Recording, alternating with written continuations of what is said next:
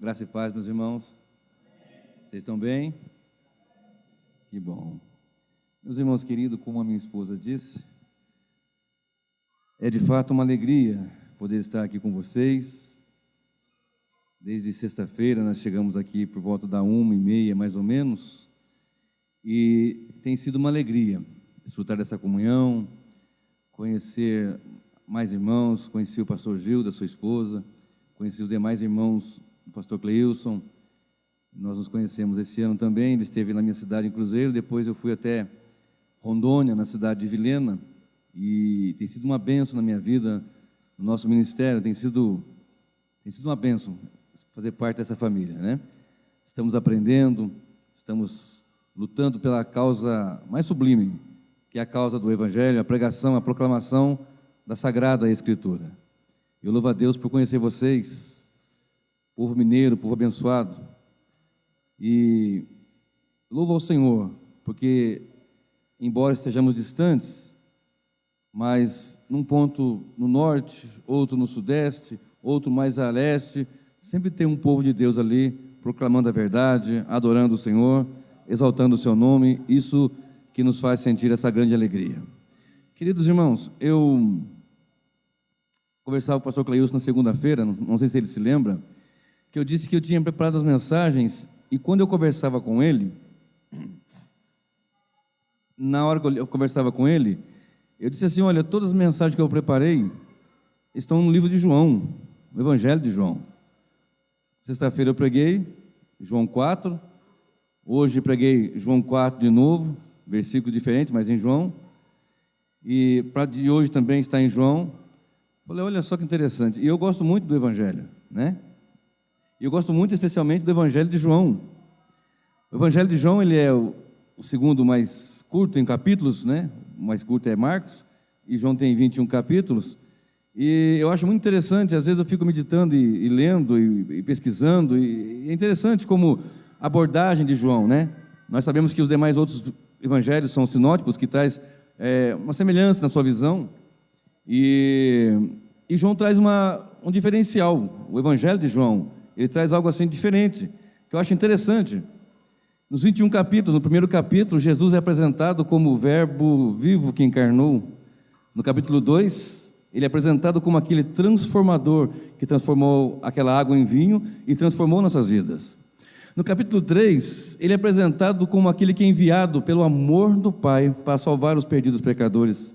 No capítulo 4, para a mulher samaritana, ele é o profeta que sabe da vida dela e mesmo assim faz dela uma missionária.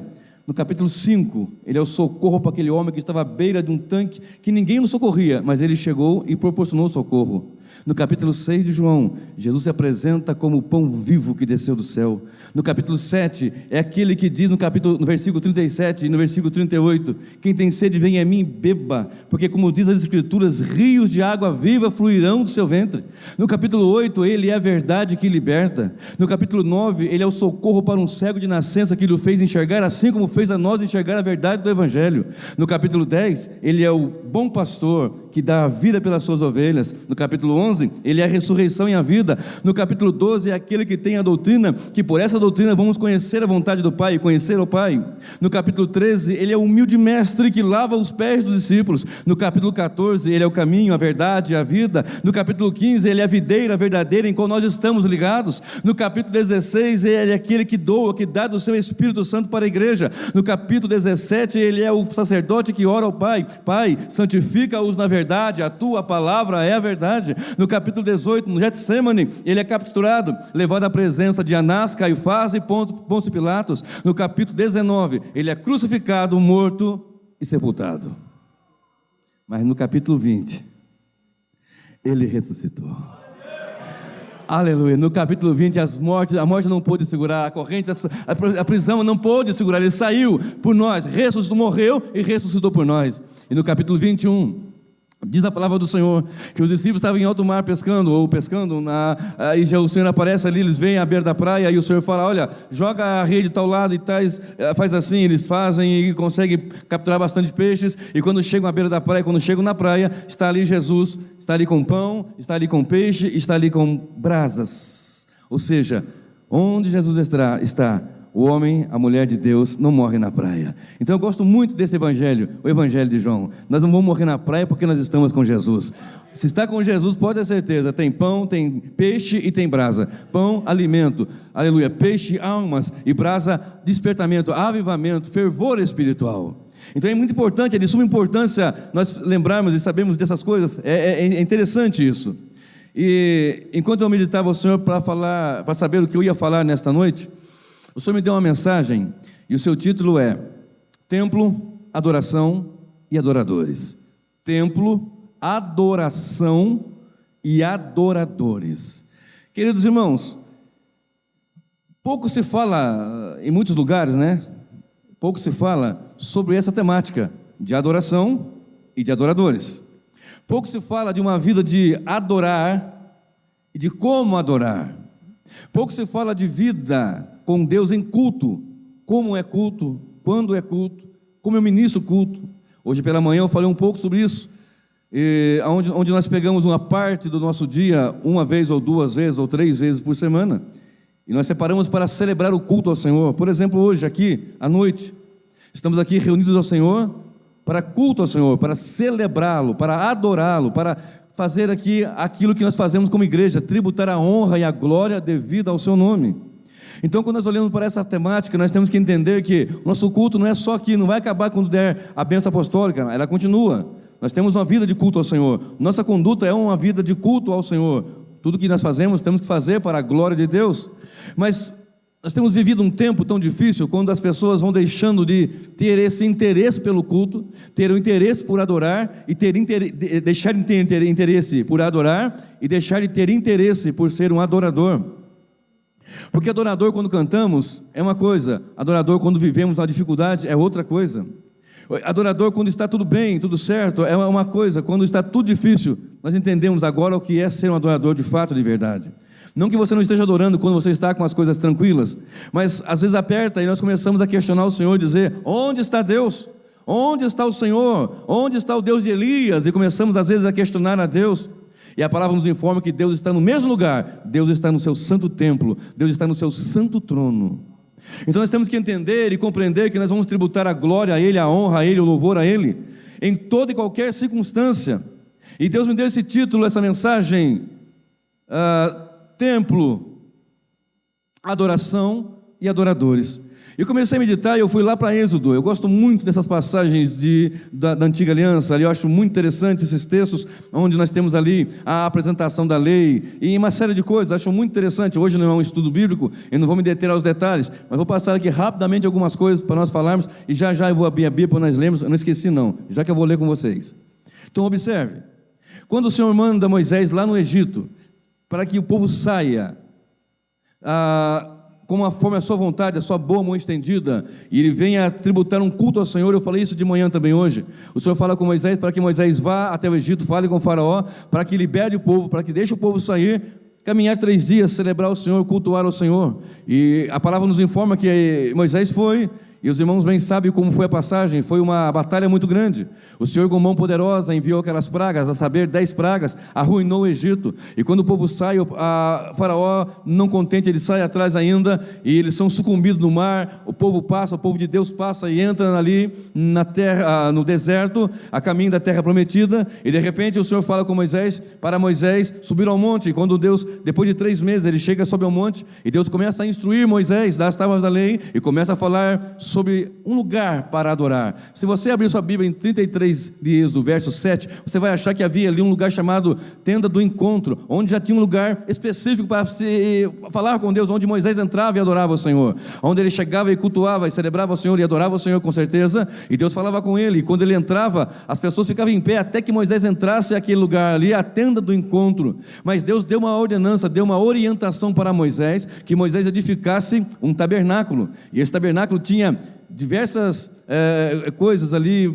Os detalhes são muito grandes, não dá para eu explicar aqui todos, evidentemente, mas Deus manda Moisés levantar um tabernáculo, onde nesse tabernáculo as pessoas estariam ali, a nação de Israel, o povo peregrinando e cultuando e celebrando ao Senhor. Havia várias coisas, e tudo aquilo que tinha ali aponta para o Senhor. Mas imagina um grande cercado de 22 metros de largura por 44 de comprimento, com colunas eu não vou dar os detalhes aqui, evidentemente, todo cercado, e ali dentro tinha, na entrada daquele tabernáculo, onde se celebraria o culto, onde se ofereceria o holocausto, onde se ofereceria o sacrifício, naquela entrada havia cortina de 4 cores, branco, azul, carmesim e vermelho, branco, identificando a pureza do Messias, porque tudo na Escritura, e aprenda a fazer isso, eu sei que vocês têm aprendido a olhar para as Escrituras e buscar enxergar Cristo em cada palavra, em cada assunto, em cada passagem bíblica.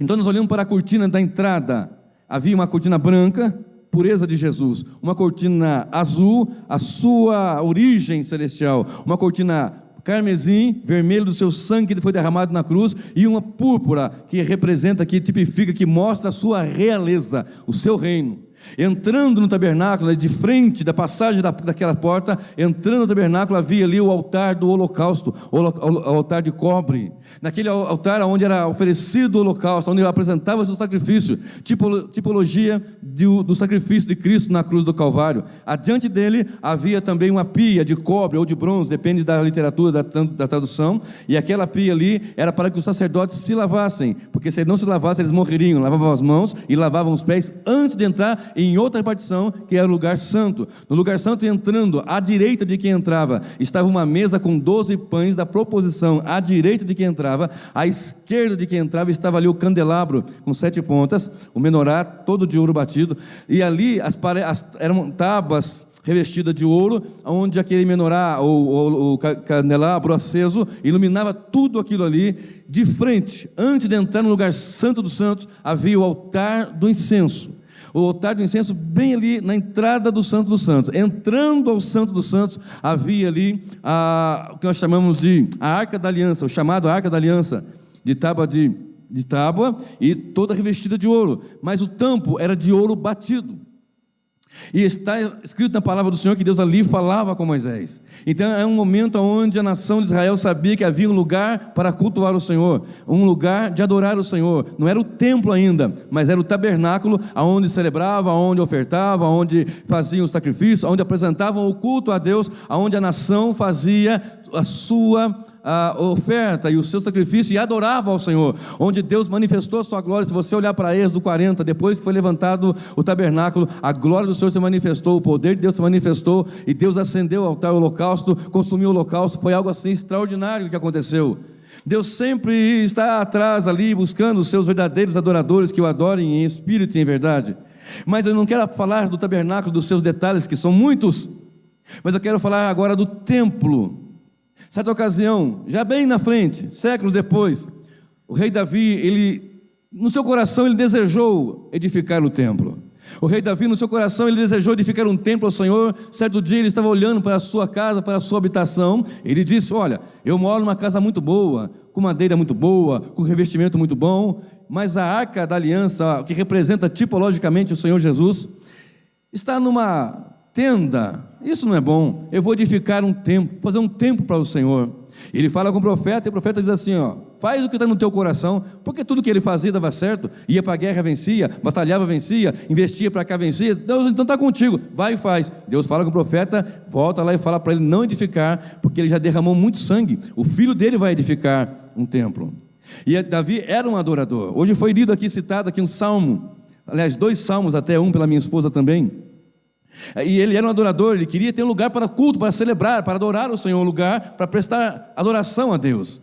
E Deus então: não, você não vai edificar um templo, quem vai edificar o templo será seu filho, Salomão. E Salomão então, quando já o templo preparado, Davi deixou ali a planta, juntou material, juntou ouro, juntou madeira, pedras, etc, etc. E lá na frente, quando Salomão edifica o templo, e na dedicação do templo ele ora, no capítulo 6 e no verso de número 18, se não me falha a memória, ele diz assim, que Davi fez bem, 6:8, que Davi fez bem, 2 Crônica 6:8, Davi fez bem em desejar. Davi não construiu o templo, mas ele fez bem em desejar. Ele quis fazer aquilo e aquilo pareceu bom aos olhos do Senhor. Às vezes nós não conseguimos realizar algo, às vezes nós não vamos fazer aquilo que de repente nós queremos fazer e que é bom. De repente ir para o campo missionário, ou ser um pastor, ou um ministro em alguma área na obra do Senhor, mas Deus tem outra coisa para você, Deus tem aquilo para outra pessoa e você para outra outra função, outra tarefa, mas foi bom desejar fazer coisas boas na casa do Senhor, foi bom desejar fazer a obra do Senhor, foi bom. Muitas vezes você fica pensando, meu Deus, como eu queria ter isso para fazer isso, e se consome até. Foi bom, talvez você não faça, mas foi bom você querer fazer coisas boas para Deus. Então, quando Salomão dedica o templo ao Senhor, só que Salomão, ele fez algo assim já bem suntuoso. Em comparação com o tabernáculo, era o que tinha de suntuosidade no templo, em tamanho, em grandiosidade, em esplendor, em riqueza, em ouro, era muito superior ao tabernáculo. Lembra que eu disse que tinha uma mesa no Santo dos Santos? No templo, tinham 10 mesas, cada mesa com 12 pães. Lembra que eu disse que tinha um menorá, um castiçal à esquerda, no lugar santo, lá no tabernáculo? No templo que Salomão construiu, tinha 10 menorás. Você lembra que eu falei que tinha um lugar santo dos santos, onde entrava, onde tinha a Arca da Aliança, e sob a Arca da Aliança estava ali o propiciatório, que era de ouro batido, e tinha 2 querubins ali, onde Deus se manifestava. Havia no templo, no lugar santo dos santos, 2 querubins de 5 metros de altura, de ouro, aí sobre este daqui ainda. O que Salomão fez era glorioso, era extraordinário, era algo assim, suntuoso.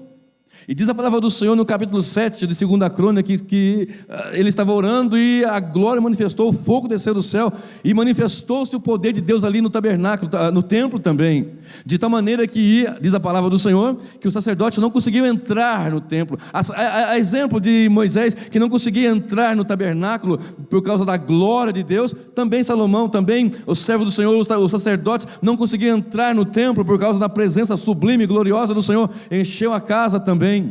E esse templo que foi edificado era de regozijo para a nação, esse templo era de orgulho para a nação. Eles iam adorar ao Senhor, eles cultuavam ao Senhor, celebravam ao Senhor. Mas a nação de Israel, o povo de Deus, o povo santo do Senhor, ele viveu em muitas épocas, em muitas vezes, em muitos anos, um ciclo que era mais ou menos assim: eles se rebelavam contra o Senhor, negligenciavam a lei, negligenciavam a palavra. Deus permitia que se levantasse um opressor, e esse opressor vinha e dominava a nação, cobrava impostos na nação, fazia deles escravos. Aí eles clamavam ao Senhor.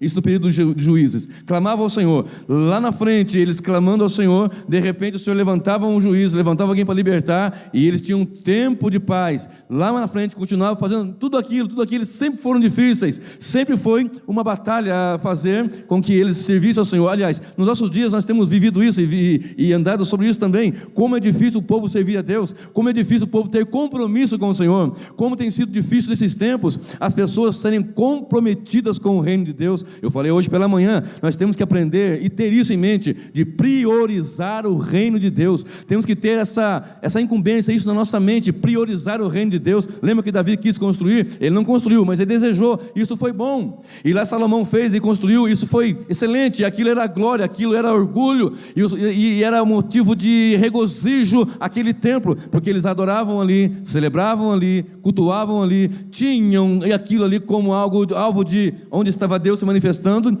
Templo, adoração e adoradores.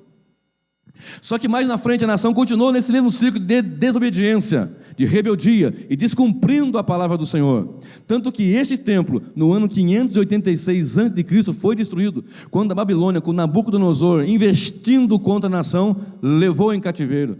Já estava dividido em 12 tribos. As 10 tribos do norte tinham sido levadas em cativeiro para a Síria em 722 a.C. E em 586 a.C., a Babilônia leva, eu falei isso de manhã também hoje, e em cativeiro, e destrói aquele templo, e queima aquele templo, e diz a palavra do Senhor que Nabucodonosor levou para si aqueles utensílios de ouro. Tinha muita coisa ali, tinha muitas vasilhas, muitos vasos de ouro, e levou tudo para a Babilônia. Destruiu, arruinou o templo, não tinham mais aonde cultuar, não tinham mais aonde sacrificar, não tinham mais aonde levar os seus dízimos, as suas ofertas, os seus sacrifícios. Não havia mais local para fazer, porque havia sido destruído. Diz a palavra do Senhor, me fugiu agora o Salmo, se não me falha a memória, Salmo 136, que às margens do rio da Babilônia, eles penduraram suas harpas no salgueiro, e alguém pediu para cantar, vão cantar que jeito? Não temos mais o templo, nós somos adoradores, nós queríamos tributar a adoração, mas agora nós não temos o lugar onde Deus se manifesta, onde Deus estava ali nas nossas orações, estava ali na nossa festas, as festas do tabernáculo, a festa da Páscoa, todas as festas nós celebrávamos, ofertávamos, fazíamos nossas obrigações da palavra. agora não tinha mais o templo. Diz a palavra do Senhor. E mais na frente, Deus traz, diz o Senhor que os traria, e o Senhor, quando fala, Ele cumpre a sua palavra. Ele os traz de volta para o local. Ele está de volta para a sua terra. E quando Ele está de volta, Ele traz em algumas levas. Lembra que eu falei que não dá para fazer muitos detalhes, porque é uma pregação e não um estudo? Mas nessas levas, Ele levanta algumas pessoas, alguns servos de Deus. Um deles, a saber, é Neemias. Se você olhar para o capítulo 1 de Neemias, o versículo 1, você vai ver que Neemias consulta um dos seus irmãos e pergunta como é que está o povo de Israel, como é que está a nação. Ele diz, olha, queimaram lá os muros, queimaram as portas, e o povo está em grande dificuldade, grande aflição, grande fome.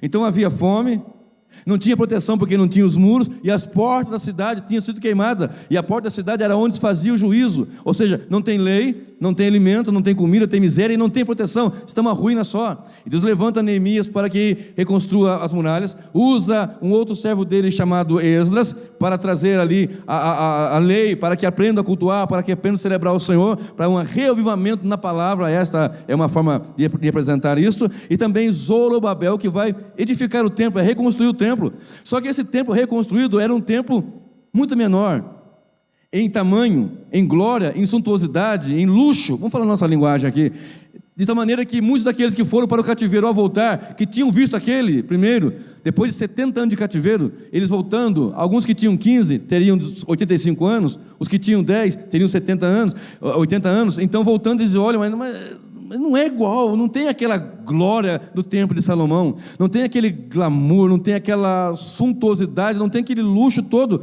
é bem inferior. Aí vem um profeta chamado Ageu, no capítulo 2, versículo 9, que ele diz, a glória da segunda casa será maior que a da primeira. Então a glória que vai se manifestar aqui na segunda casa é maior do que a glória que manifestou-se na primeira. E muitos pregadores entendemos que aponta para quando Cristo entra no templo.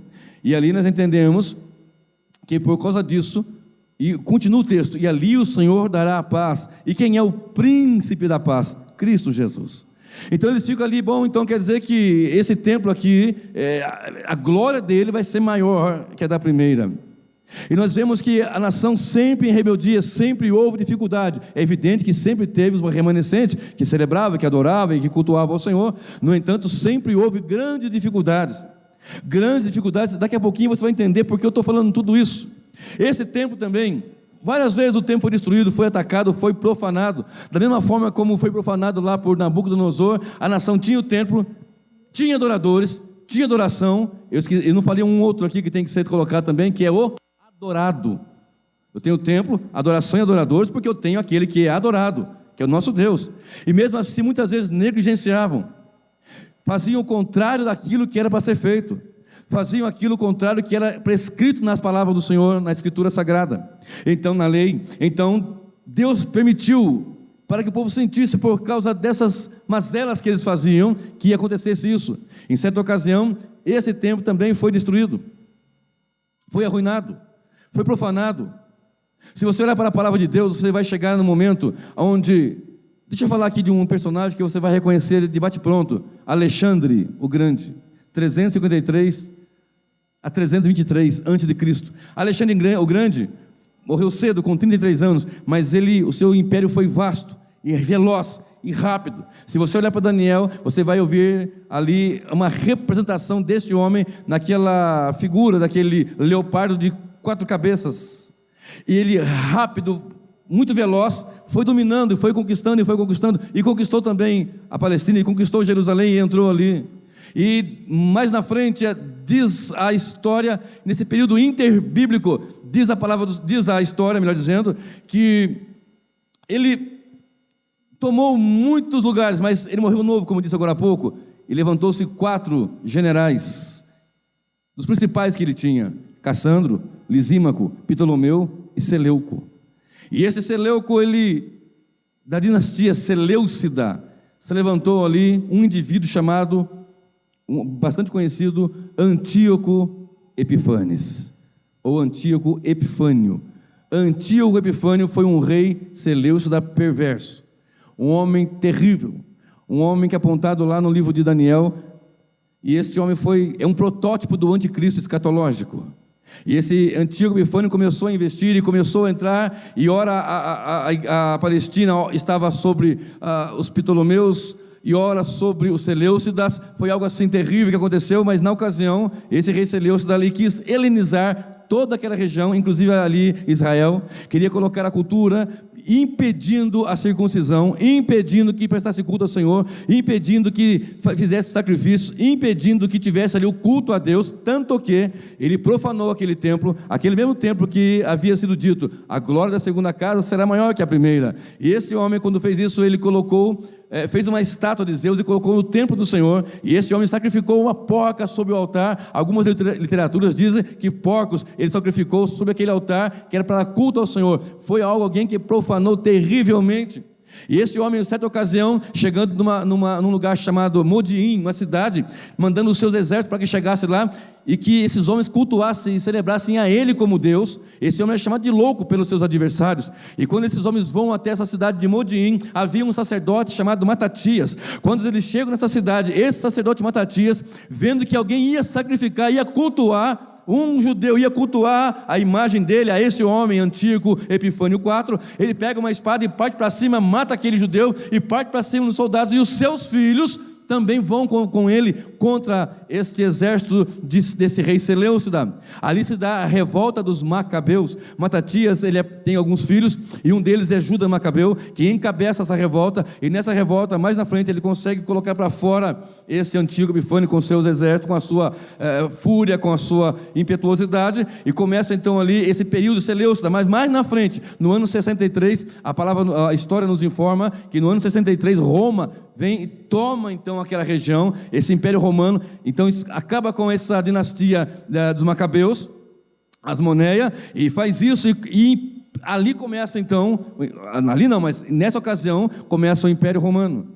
E o Império Romano, entrando ali, alguém vai lá, essa ordem coloca então Herodes como o rei daquela região, governador daquela região. Herodes, o grande, o mesmo que quis matar Jesus, quando era criança. E esse Herodes, ele era idumeu, da região da Palestina, e então ele começa a reconstruir, começa a reedificar, começa a fazer uma reforma, e levantar e edificar o templo novamente.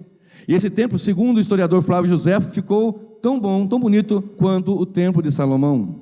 E nesse templo, certa ocasião, Jesus entra naquele templo, no capítulo 2 do livro de João, e no versículo 17, ele entra naquele lugar lá, ele vê pessoas vendendo, ele entra naquele lugar, naquele templo, vê pessoas fazendo comércio, ele entra ali, vê pessoas negociando naquele templo, e quando ele entra naquele templo, vê aquele comércio, ele faz uma corda e expulsa os cambistas, expulsa todo mundo ali, vira as mesas e fala assim: vocês estão fazendo da casa de meu pai, que é a casa de oração, estão fazendo casa de comércio, e os expulsa dali.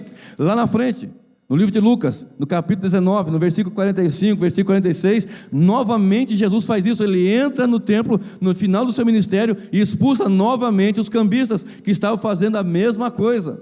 Quando você olha para Levítico capítulo 14, você vai achar a passagem onde Moisés é instruído pelo Senhor da seguinte forma: quando vocês entrarem na terra que eu vou lhe dar, e você vê que numa casa há lepra, você vai observar a casa por 7 dias, depois vai entrar o sacerdote, vai olhar se na casa tem lepra, tipo de um fungo, vai pegar ali e vai raspar aquelas pedras, volta de novo, se tiver ali com bactéria, com fungo, você vai tirar as pedras, colocar outras. Daqui a 7 dias você volta, se continuar, derruba toda a casa. Havia 2 visitações do sacerdote. Ele entrava, analisava, realmente tem lepra na casa.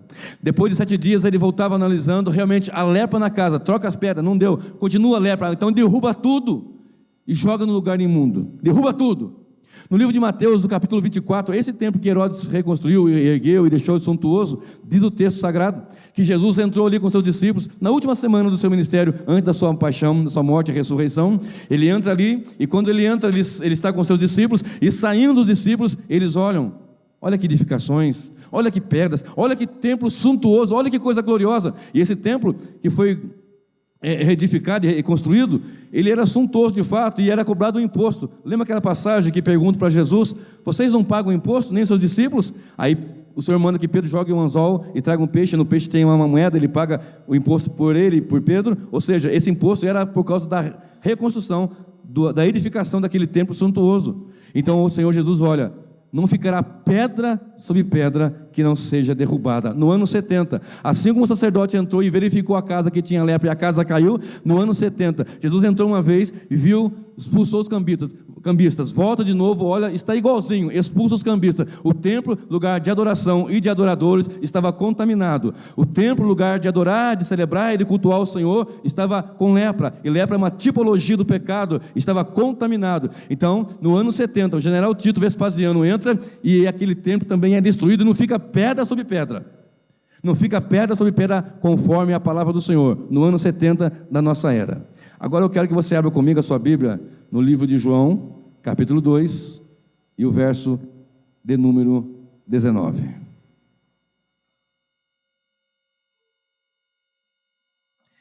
Evangelho de João, capítulo 2. Pode ficar sentadinho mesmo, querido. Pode ficar sentadinho. Capítulo 2, e o verso de número 19. Olha só o que está escrito.